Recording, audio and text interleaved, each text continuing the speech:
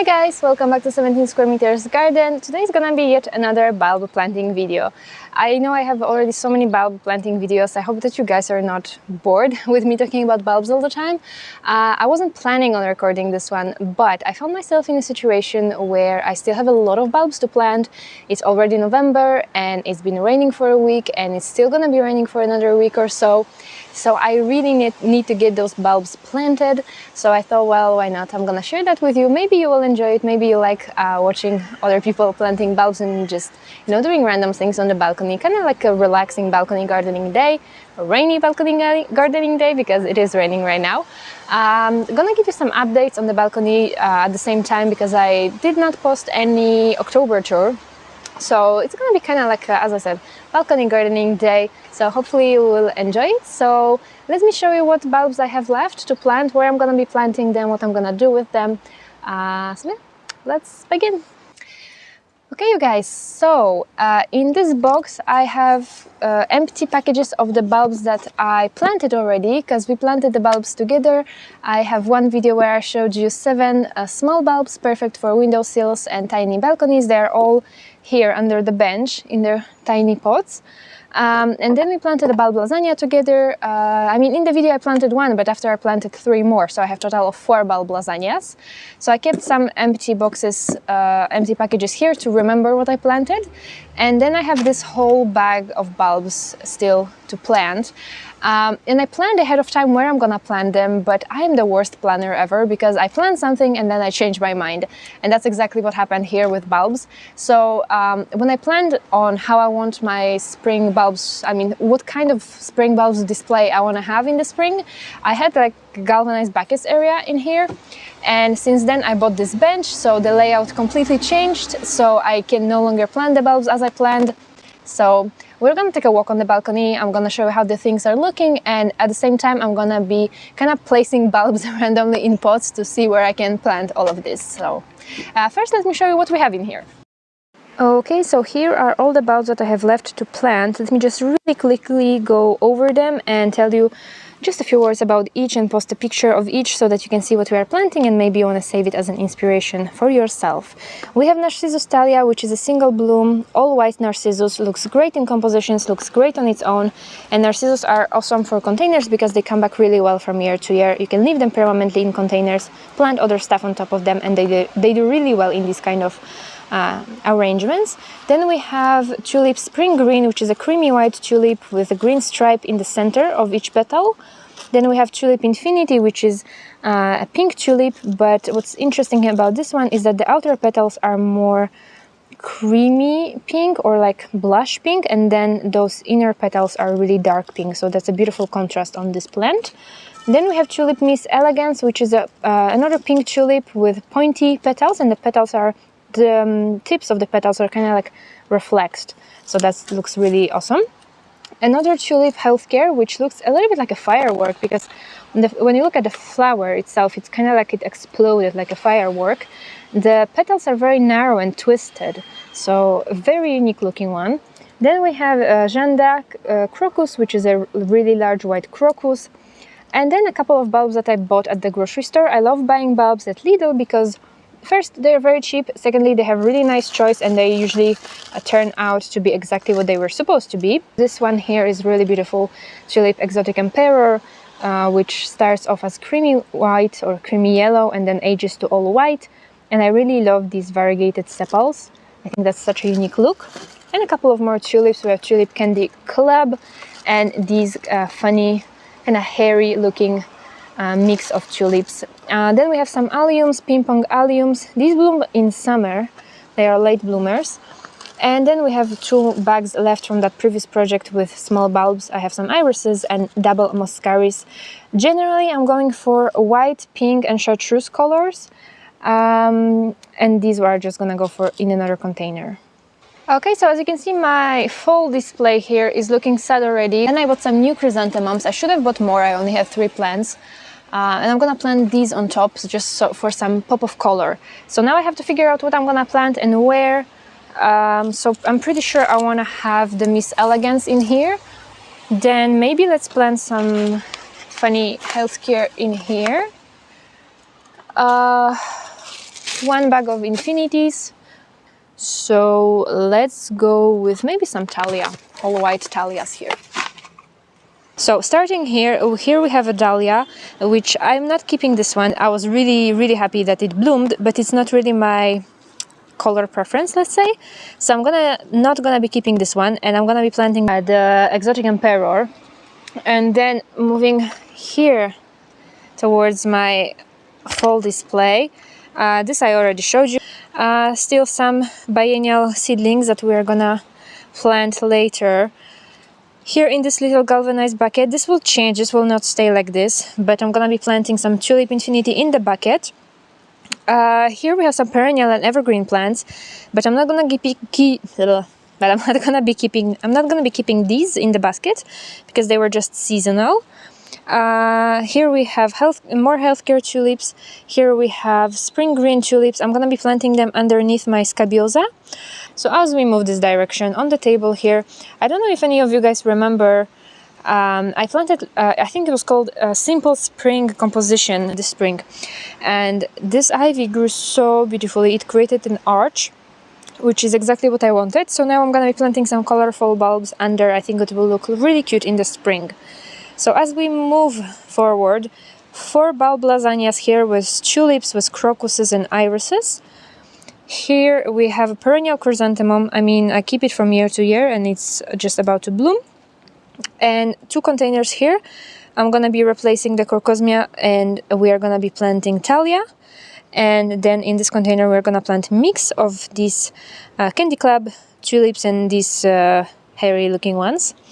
And then here there's just a bunch of perennial plants. So I'm gonna be planting some Thalia daffodils under my region, and then around the Hakanokloa we are gonna be planting some tulip spring green. So that's pretty much it. Okay, so I'm gonna be removing all of these seasonal plants. I'm keeping the perennial grass, obviously.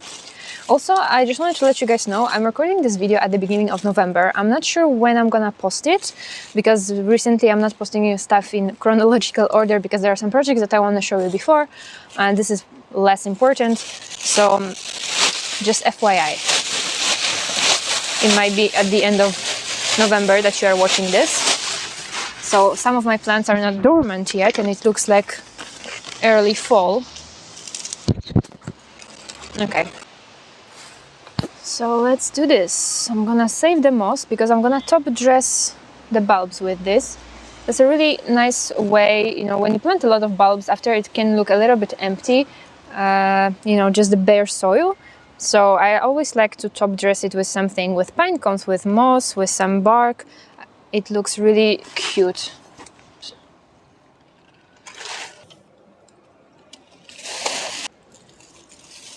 Okay, so what I'm gonna do now is I'm gonna reuse the soil because it's perfectly fine to reuse the soil.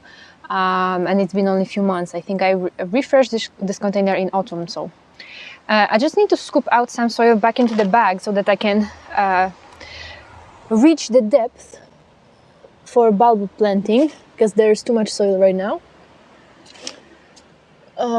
Probably should have used some gloves, but everything is like just super wet, even my gloves here. Okay, should be better like this. They are metal buckets. They hold on to more moisture than terracotta pots. So especially because I'm planting tulips in them, I don't want the tulips to rot out. Tulips are prone to rot. So by adding perlite, we are improving drainage, preventing the soil from compaction, from becoming waterlogged. There are drainage holes at the bottom of each of these containers.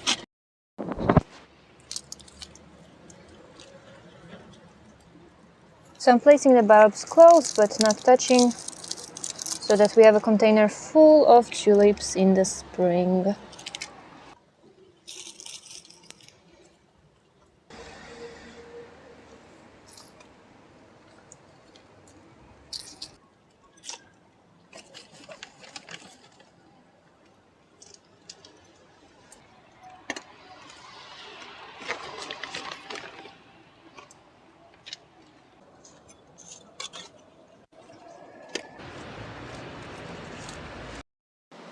Okay, so one area finished. At the end I decided to put moss in these containers on the bottom with chrysanthemums, and to top dress the top pot with some pine cones. It's not ideal, but it will do for now, and after, as I said, if I decide to buy some more plants, I can plant them in that upper container. And the chrysanthemums are here just for the season. I will have to pull them out and in the spring to leave space for the tulips to sprout. So they're just for now, so that the pots don't look empty. Okay, so the rest of the bulb planting will be pretty straightforward, but I wanted to show you one interesting example of how I plant bulbs underneath my perennial plants. So usually at this time of year in November, all my perennial plants are already dormant or just entering dormancy, but this year, because it was really rainy and really warm, most of my perennial plants are still going. Like, look at this, my scabiosa still has some flower and some flower buds. So usually there's no foliage left when I'm doing this.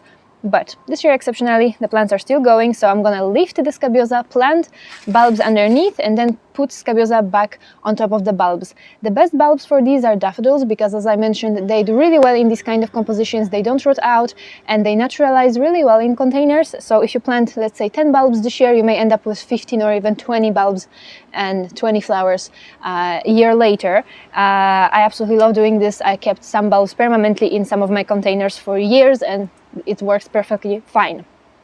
This time I'm gonna be planting tulips, and as I said, tulips, they don't come back really well from year to year, so most likely in a year from now I will not have any tulips left, or maybe one or two. So it's really a seasonal planting, but it's gonna be the same process whether you plant tulips or daffodils or something else. So let me show you how to do it. So ideally, obviously, you would do it when the soil is dry. It's a bad idea to work with plants when the soil is wet, because the roots are swollen and you are more likely to damage the plant. But as I said, it's not gonna stop raining anytime soon, so we can stop it from raining. So I'm just gonna loosen the soil a bit on the sides. If the soil is dry, you can just reverse your plant and it pops right out usually. But when the soil is wet, it's not so easy. Try just gently to lift the plant with as many roots as you can. Okay, just gonna put my hand under this. There we go. So as I said, it's best if the plant doesn't have an extensive root system, if the root system is very soft and fibrous, and there's plenty of space for the bulbs and for the root ball of this plant. So just gonna put it on the side right now. As you can see, there's plenty of room for the bulbs to produce roots, and then there's plenty of room for the plants, for the scabiosa to grow. There we go, just gonna leave it like that. Just to cover the bulbs a little.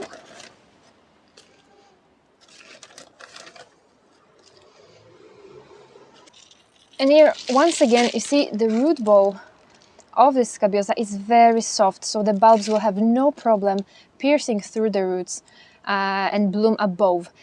Don't choose plants with very thick root system, very large, extensive root system. Don't plant your... it's also not a good idea to plant your bulbs underneath evergreen plants, because obviously evergreen plants, they keep their foliage. There we go, just gonna fill with soil around.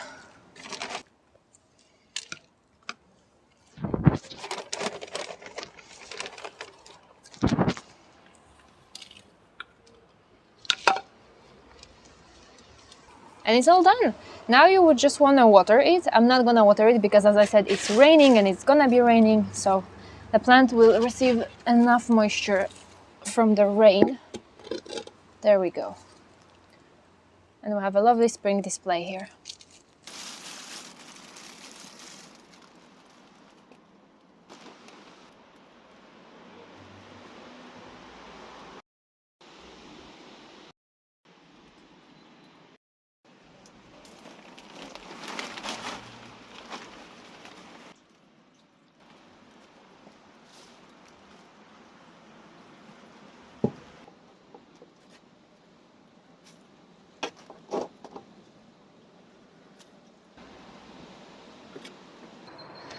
Okay, you guys, it is all finally planted.